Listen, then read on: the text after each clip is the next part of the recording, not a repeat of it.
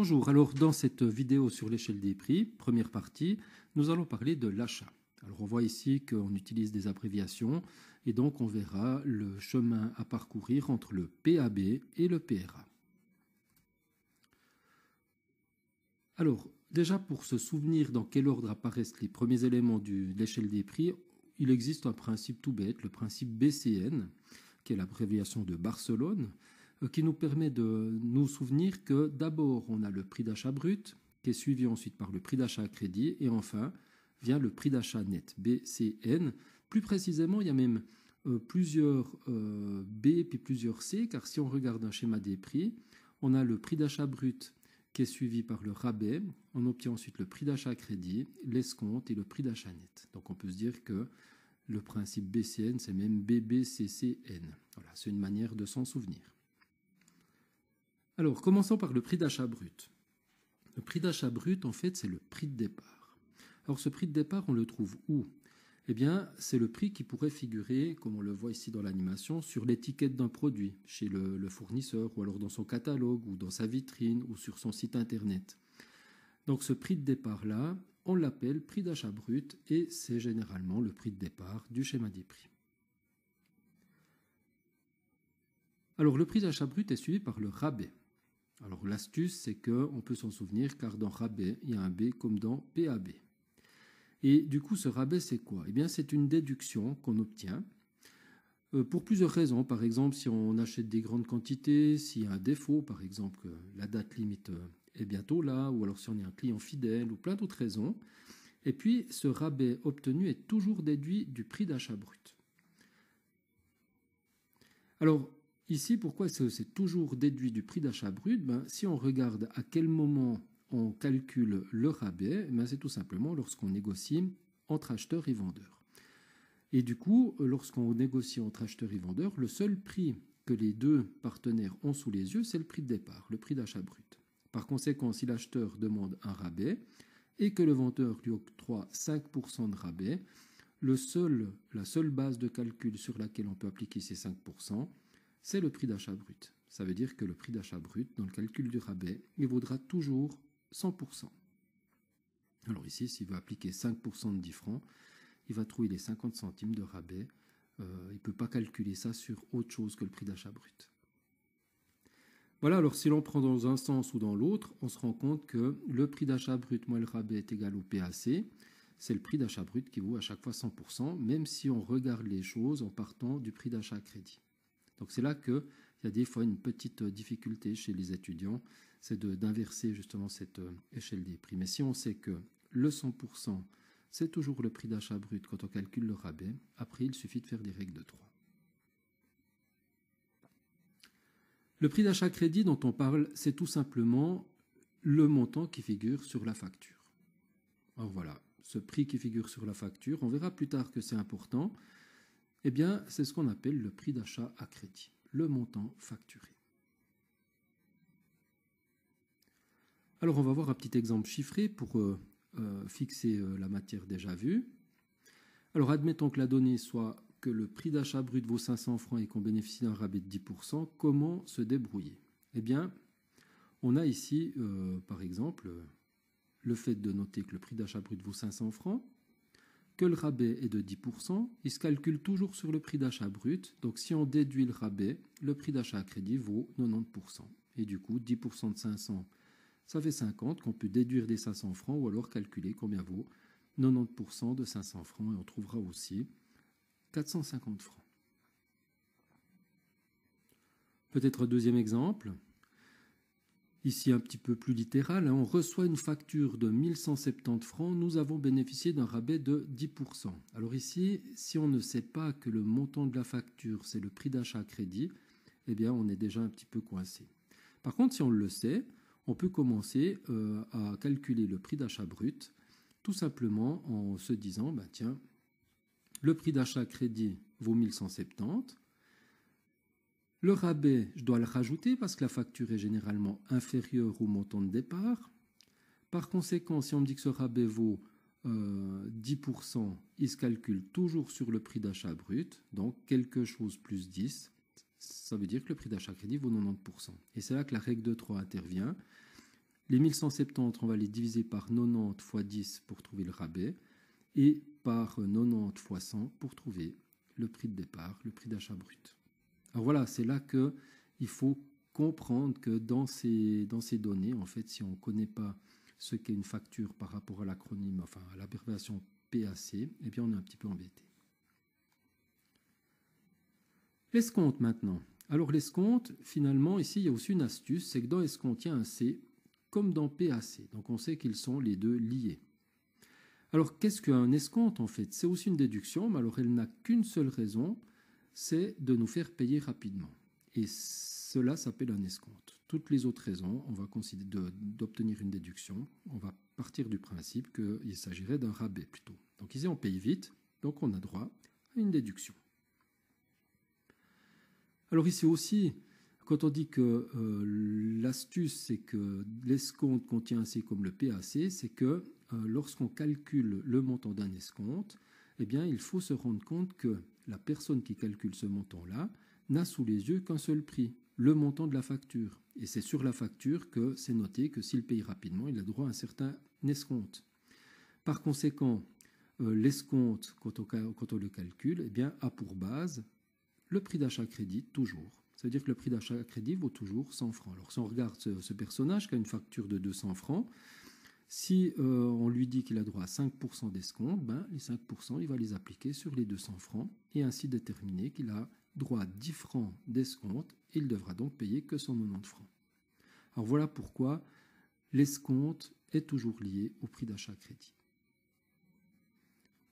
Alors si on le voit dans un sens assez naturel, ici ça ne nous pose pas trop de problèmes, PAC moins escompte égale PAN. Par contre, si on inverse le calcul, eh bien on voit que ici aussi, il faut tenir compte du fait que l'escompte se calcule toujours sur le PAC et par conséquent, le prix d'achat net, si c'est la valeur de départ de notre calcul, eh bien il ne vaut que 98%.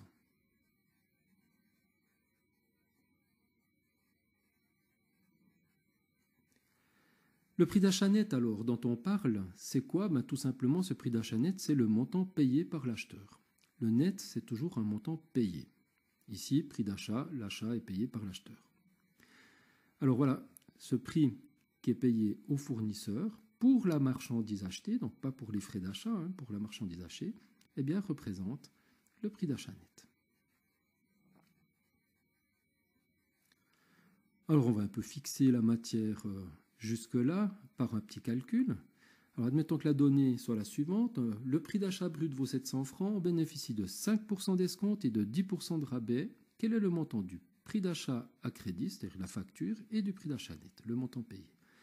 Alors attention, parce qu'ici, est-ce qu'on met vraiment les informations ici, suivant les escomptes et les rabais dans l'ordre? Pas forcément. Donc nous, on se souvient que PAB, il y a un B comme dans rabais, PAC, il y a un C comme dans escompte, et ça va être important pour pouvoir les mettre dans l'ordre. Avec le principe BCN, on peut se lancer. Donc on commence par le PAB, qui vaut 700 francs, qui est suivi par le rabais qu'on va enlever pour obtenir le BCPAC. Ce rabais, on nous dit qu'il vaut 10% et on sait qu'il se calcule toujours sur le prix d'achat brut. Par conséquent, le prix d'achat brut vaut 100%. Et vu qu'il se déduit, on en vient au fait que le prix d'achat crédit vaut 90% du prix de départ. Par ces petits calculs, on obtient la valeur du rabais, ici 70 francs, et du prix facturé. Ensuite, on a droit à 5% d'escompte. Donc BCN, l'escompte vient en dessous du prix d'achat crédit, il est déduit, on trouve ainsi le montant à payer. Les 5% d'escompte sont toujours calculés sur le montant facturé, c'est-à-dire le PAC, ce qui fait que le prix d'achat net vaudra 95% de la facture. Et ici, on va faire à nouveau des petits calculs. 5% de la facture, ça fait 31 francs 50 qui sont déduits. Et il reste à payer le 95%, soit 598,50.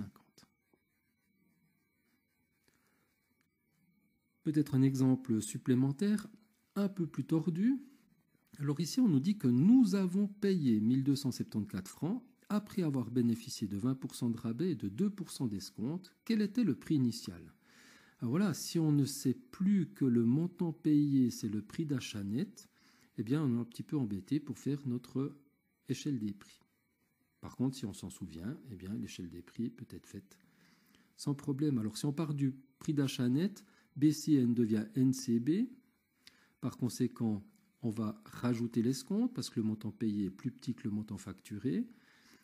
On sait qu'on a droit à 2% d'escompte qui se calcule toujours sur le prix facturé, ce qui fait que quelque chose plus 2 est égal à 100. Le prix d'achat net vaut 98%. Et là, on est obligé de passer par une règle de 3 en divisant par 98 le prix payé x 2. On trouve l'escompte de 26 francs x 100 et on trouve le montant de la facture. Ensuite, cette facture, on ajoute le rabais parce qu'en fait, le prix de départ était plus grand que le montant facturé.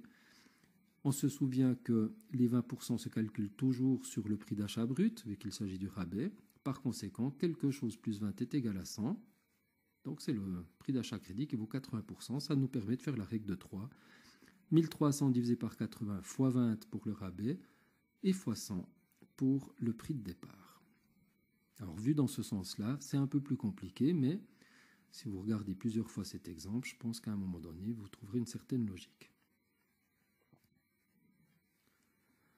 Et il y a les frais d'achat. Alors voilà, jusqu'à maintenant, on pourrait dire que la marchandise n'est pas encore chez nous. Donc si on veut calculer combien vaut la marchandise achetée une fois qu'elle est à notre disposition dans notre stock, il faut tenir compte des frais d'achat. Alors ces frais d'achat, c'est tous les frais qu'on pourrait avoir lorsqu'on achète de la marchandise. Alors ça peut être quoi? Ça peut être tout simplement des frais de port ou de transport, ça peut être des frais de douane, ça peut être des frais d'assurance transport, bref, tous les frais qu'on pourrait avoir lorsqu'on achète des marchandises, eh bien, on les considérera comme des frais d'achat. Ces frais d'achat, en fait, sont ajoutés au prix payé au fournisseur. Par contre, il n'y a pas de règle qui nous indique sur quoi se calculent les frais d'achat. C'est la donnée qui va nous expliquer ce qui vaut 100%. Et puis une fois qu'on ajoute ces frais d'achat, on peut le voir dans un sens comme dans l'autre, on va obtenir le PRA, et ça c'est une notion importante en comptabilité. Le PRA, c'est le prix de revient d'achat, mais plus précisément, c'est ce que coûtent les marchandises achetées. Tous frais compris. C'est-à-dire le montant payé au fournisseur, prix d'achat net, et le montant payé pour, par exemple, le livreur ou les différents frais d'achat qu'on a eus. Et du coup, c'est ce qu'elles valent généralement lorsqu'elles sont dans notre stock. Alors ici, le prix total de la marchandise achetée, comme on vous l'indique, une fois qu'on l'a à notre disposition, donc une fois qu'elle nous est livrée, qu'on a payé toutes les factures, eh bien, c'est le PRA. Alors, petit exemple pour fixer toute cette matière. Alors, si on nous indique que le prix initial des marchandises achetées valait 10 000 francs. Alors ici, on sait déjà que le prix initial, c'est le PAB. On a bénéficié de 5% de rabais et 2% d'escompte. Et puis, on nous dit que les frais d'achat se sont montés à 10% du prix d'achat net. Alors voilà, nous, on doit savoir que le rabais se calcule sur le PAB, que l'escompte se calcule sur le PAC. Par contre, pour les frais d'achat, c'est la donnée qui nous indique ce qui vaut 100%. Et tout simplement, quand on nous dit que c'est 10% du PAN, ça nous indique tout simplement que le prix d'achat net vaut 100%. Alors si on cherche maintenant le coût total des marchandises achetées, on va commencer par le prix initial. Donc on va mettre ce PAB au début de notre calcul, 10 000 francs. Ensuite, tout de suite, BB, le rabais. Le rabais, il va être déduit pour trouver le montant de la facture. 5% du prix d'achat brut, ça veut dire que la facture vaut 95% du prix de départ. Alors du coup, on fait les petits calculs, et puis 5% de 10 000, ça nous fait 500 francs qu'on déduit, et on obtient un montant facturé de 9 500 francs. On aura droit à un escompte. Par conséquent, cet escompte, on l'enlève pour trouver le montant qu'on payera à nos fournisseurs. Cet escompte de 2% se calcule toujours sur le prix d'achat à crédit, c'est-à-dire le montant de la facture, et du coup, le prix d'achat net est plus faible que le prix facturé. Il vaut que 98% de la facture. Et là, si on calcule, on trouve 190 francs d'escompte, et on payera donc à notre fournisseur 9 310 francs. On rajoute les frais d'achat pour trouver le prix total qu'on appelle le PRA.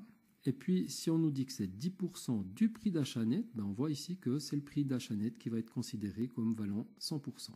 Et du coup, le PRA vaut plus que 100%, 110%, mais ça, c'est normal. Petit calcul, 931 francs de frais d'achat, et la marchandise, une fois qu'elle est chez nous à notre disposition, aura coûté en tout à l'achat, c'est la notion du PRA, 10 241 francs.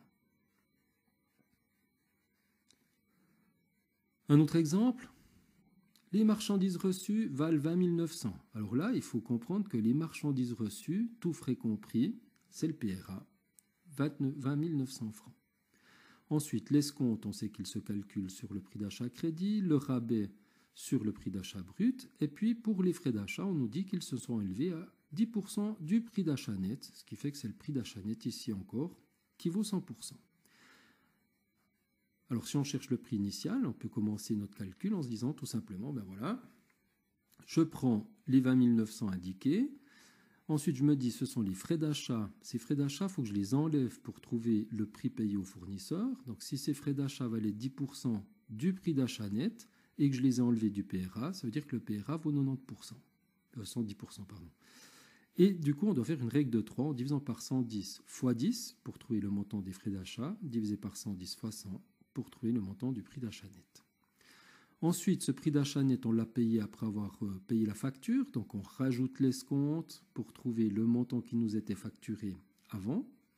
Si l'escompte était 5%, c'est qu'il se calcule toujours sur le prix d'achat crédit, donc on part du principe que quelque chose plus 5 est égal à 100, la facture vaut 95%. Du coup, règle de 3, on divise par 95 fois 5 pour trouver les 1000 francs d'escompte et par 95 fois 100 pour trouver le prix d'achat crédit. Le montant de la facture était de 20 000 francs. Le rabais, eh bien, on le rajoute parce que le prix initial était plus élevé. 20% de rabais se calculant toujours sur le prix d'achat brut, ça veut dire que les 20 000 francs valent dans ce calcul que 80%. Par conséquent, divisé par 80 fois 20, on trouve le montant du rabais et on le rajoute pour trouver les 25 000 francs de la facture initiale. Alors voilà, je vous laisse revoir ce calcul et les explications qui vont peut-être un peu vite, mais quelque part, il y a une logique et c'est à vous de la trouver, car sans cette logique-là, on ne peut pas s'en sortir dans l'échelle des prix. Alors voilà, pour terminer cette première partie, en comptabilité, le PRA est souvent utilisé. Alors ça permet de déterminer une notion importante en compta qui est le PRAMA, ou qu'on appelle aussi dans d'autres écoles le CAMA, coût d'achat des marchandises achetées. C'est tout simplement le fait qu'on prend le prix de revient d'achat d'une pièce fois les quantités achetées, on obtient le coût de nos marchandises achetées. Et puis utilisé aussi dans un autre cadre, c'est pour le PRAMV. Et ici, c'est pour expliquer, enfin calculer combien coûte à l'achat, combien nous ont coûté les marchandises qu'on a vendues. Et là aussi, ce PRAMV qu'on appelle CAMV ou KMV dans d'autres écoles, c'est tout simplement le prix de revient d'achat fois les quantités vendues. Alors voilà, cette partie 1 se termine. J'espère qu'elle vous permettra d'être un peu plus à l'aise dans cette échelle des prix qui, on le sait, pose quand même pas mal de problèmes aux étudiants.